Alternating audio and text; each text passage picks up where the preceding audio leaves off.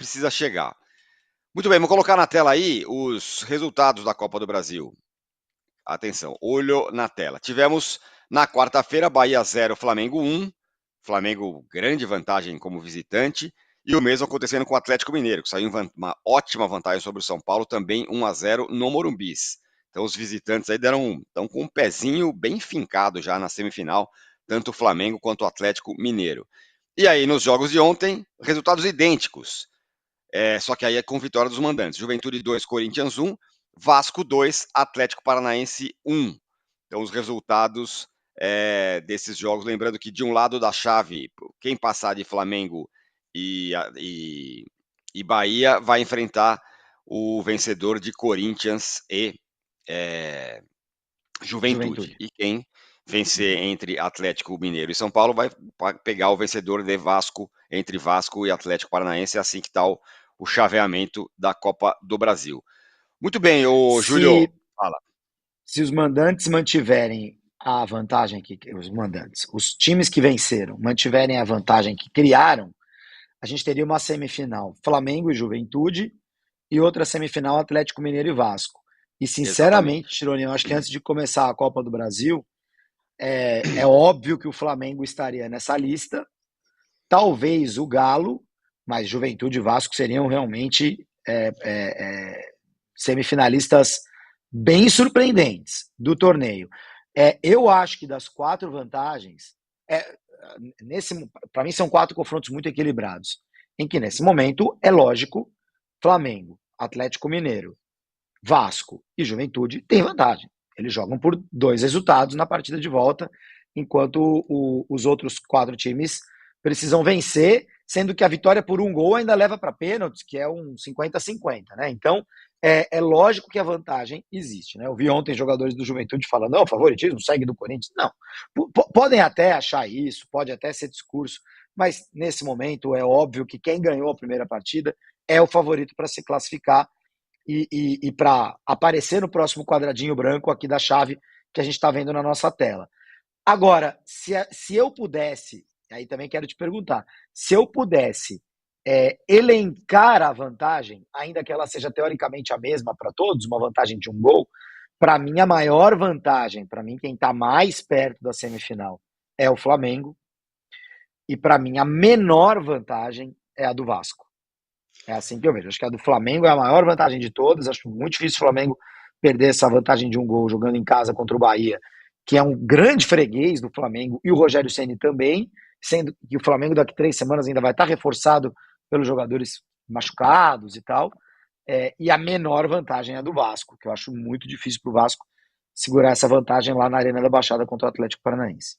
Eu estou exatamente com você. Vou fazer o ranking completo para mim. Para mim é Flamengo, Galo, Juventude e Vasco no meu ranking aí. Mandem aí vocês que estão aqui. Assinamos. O que você que no está chat, aqui né? No chat, mandem aí o seu ranking. O mais classificado e o menos classificado neste momento na Copa do Brasil. O meu e o do Júlio é Flamengo, Atlético, Juventude e Vasco. Mandem o de vocês aí e mandem também likes, viu, por favor, e mensagens aqui pra gente. Muito bem. Júlio, sobre o Corinthians, o Ramon Dias não gostou do que ele viu, não, hein? Ele falou que ele falou que o jogo, o segundo tempo do Corinthians, um dos tempos do Corinthians foi o pior tempo do Corinthians, mas projeta o primeiro tempo, mas projeta uma melhora contra o Flamengo. Tem aí reportagem no UOL aqui sobre isso. De fato, foi um primeiro tempo bem ruim do Corinthians. Melhorou de fato no segundo tempo, mas não sei se o suficiente. E tem nada menos que o Flamengo no fim de semana na Neoquímica Arena, no que me parece que é o jogo que realmente importa para o Corinthians na semana.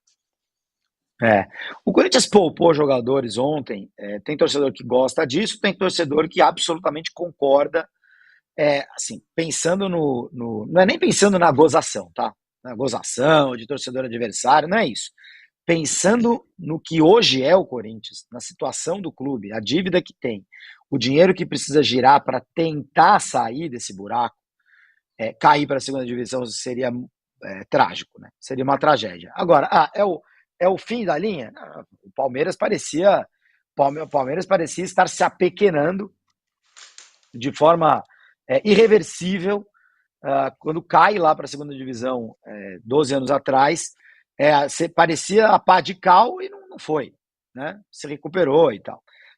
Mas hoje, considerando essa mudança de liga do Corinthians, do dinheiro que tem a receber, algumas condições, entre elas estar na primeira divisão, cair para a Série B, claramente o Ramon Dias recebeu lá a ordem da diretoria de, amigão, cair não pode.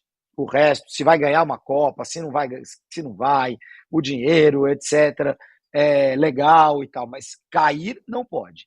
E aí o Ramon Dias poupou jogadores para o jogo ontem contra o Juventude, como já havia poupado nas partidas contra o Bragantino pela Copa Sul-Americana. E se classificou nos pênaltis. Agora, Tirone, quando você olha para a lista de poupados, exceto o Garro, você fala, na boa, gente, poupou quem mesmo? Bom, agora vai voltar o Kaká, sei lá, o Rian, sabe? É assim, a situação é bem difícil, é bem difícil. E no discurso de ontem, o jogo contra o Flamengo é uma final, o jogo contra o Flamengo é uma final. Rapaz, escolhe outro, né? Porque se o jogo contra o Flamengo é uma final, tá lascado o Corinthians. Perdeu a final, perdeu contra o Flamengo, caiu, é isso? Então pode fazer as malinhas, né? Pode fazer as malinhas. Eu acho que a situação do Corinthians no Campeonato Brasileiro ela é bem, bem, bem complicada. Isso quer dizer o quê? Que deveria ter colocado titulares na Copa? Repito, não sei sequer se faria diferença por jogo ontem contra o Juventude. O torcedor do Corinthians deve estar muito chateado, muito frustrado mesmo, que é um clube que tem 18 reforços, a folha de pagamento que tem, do nível do Flamengo e do Palmeiras, tá nessa situação que tá, é realmente um atestado de incompetência dos caras que tomaram conta do Corinthians nos últimos anos, extraordinário. Realmente, se a final é contra o Flamengo, realmente não está numa situação muito boa o Corinthians. O Eduardo Naves já manda aqui a sua sequência de mais classificados: Flamengo, Atlético, Juventude e Vasco, que é a minha e a sua também. Mais gente manda, o Tocaico também manda como Flamengo, Atlético, Corinthians e Vasco. Olha, ele coloca o Corinthians como mais classificado. Curioso. Não, A mas Nancy o coloca. Corinthians em vez do Juventude. Tá, É, tá bom. A Nancy Uhum. Mitsumori acha que os classificados serão São Paulo, Flamengo, Vasco e Corinthians. Olha, aí vai ter que ter viradas, hein?